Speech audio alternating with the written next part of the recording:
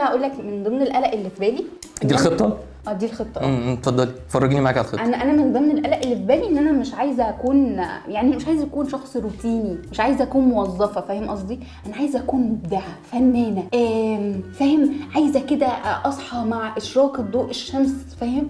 يخبط كده فاقوم جايه صاحيه فابدا ابدع. خليكي بقى في ضوء الشمس ده. بس عايز اقول لك حاجه الاول. فكره الروتين اللي انت يعني مخضوضه منها مش حباها دي، هو منطقي على فكره ان احنا نبقى في روتين في الاول، على ما تعرفي الشغل اللي انت رايحه له هيبقى شكله عامل ازاي. بعد شويه اكسري الروتين. ايه بقى يعني ممكن بعد كام سنه شغل هتلاقي نفسك بعد كده انت بتدوري على حاجه تانية انت عايزه تعمليها. عارفه المشكله فين؟ المشكله ان احنا شايفين الناس اللي اكبر مننا هم بيقولوا لنا ما تعملوش ما تعملوش ما تعملوش. جدا على فكره. فانت خايفه تعملي زيهم. انت عارفه احنا عاملين زي ايه؟ احنا قاعدين هنا في اول الطريق وهم في نص الطريق هناك بيقولوا لنا ما تجوش هنا، مع ان وقتنا غير وقتهم. طيب علشان تهربي من الروتين او علشان تعرفي انت مناسبه لايه هتعملي اختبار قلت لك عليه. هتعمل MBTI بخفيفه شال تحت يعني. بالظبط. حلو. الاختبار ده هيقول لك على شخصيتك انت ايه المناسب ليها، طبيعه شخصيتك، وانت كمان هتعرفي انت ممكن تبقي مناسبه. انا مره عملت اللعبه دي على فيسبوك. لعبه ما انا اللي هاخده منك. استنى والله معاذ مش هينفع. والله عملتها على فيسبوك وقال لي ان انا مانجر. انت ايه؟ مانجر. لعلمك كان عندي التحكم في الغضب عالي جدا. هل اقدر مثلا اخد سنه فري كده؟ سنه اصلا انا اقول لك حاجه، انا بقالي 16 سنه بدرس. 16 سنه بدرس، انا ما خدتش غير 3 شهور يعني اجازه نص سنه، يعني 3 فانا عايزه اخد سنه كامله اقعد ما اعملش اي حاجه. طب بصي ده كويس يعني اعمله. طيب هو كويس ومش كويس حته السنه دي؟ انت ليه ما بتقولش على حاجه يا لا؟ هقول لك ليه. خدي اشتري مني حياه الكبار بقى، اشتري. بحاول لا يعني بحاول اكون معاكي اديكي النصيحه علشان مش عايزك تقلدي حد. ده اللي انا عايزه منك، ما تقلديش حد. تساعدني في الخطه. اتفضل. طيب الحاجه الاولانيه ان هي صح وغلط. ليه صح او حلوه يعني هتنفع ومش هتنفع؟ ليه بقى؟ ليه؟ علشان انت في الاول هتقعدي سنه كامله هتاخدي يعني محتاجه تاخدي بريك. صح الكلام؟ جدا محتاجه بريك جدا والله. حلو الكلام. بس انت في اجازه اخر السنه اصلا 3 شهور، مش تبقي قاعده زهقانه ومخنوقه، فمش حلوه او مش صح انك تاخدي سنه كامله. خدي بريكك يا ستي واقعدي القعده اللي انت عايزاها، بس بعد شويه محتاجه تبتدي تركزي وتبتدي تشتغلي على موضوع السكيلز اللي ضايعه منك دي، اللي باين انها ضايعه اساسا، محتاجه تشتغلي عليها. زي ايه بقى السكيلز دي؟ ده سؤال حلو. ده سؤال ناس عايزه تبقى مسؤوله وعايزه تشتغل. كوميونيكيشن سكيلز ومهارات التواصل. ماشي. دي حاجه مهمه تشتغلي عليها.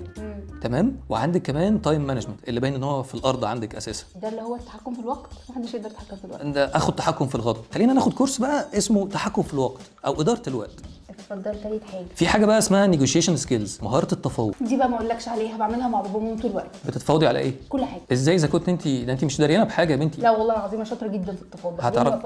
هتعرفي تتفاوضي على مرتبك مثلا؟ 15000. دول اهم 3 حاجات يعتبر يعني.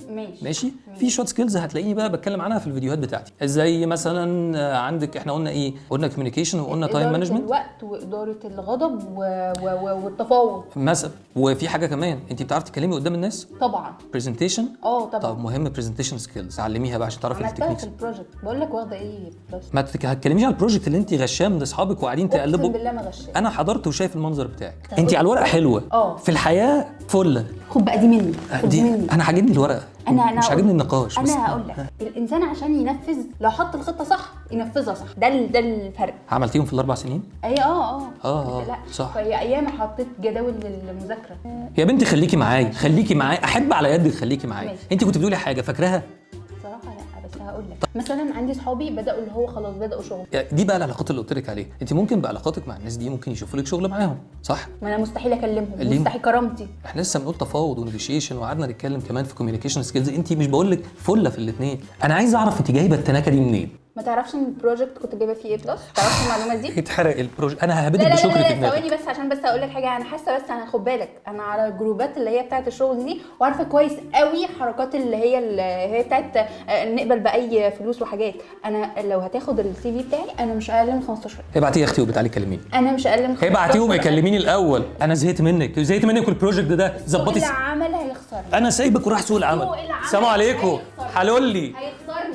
طب 10 بس والله العظيم بالمصري مش بالدق يا سوق.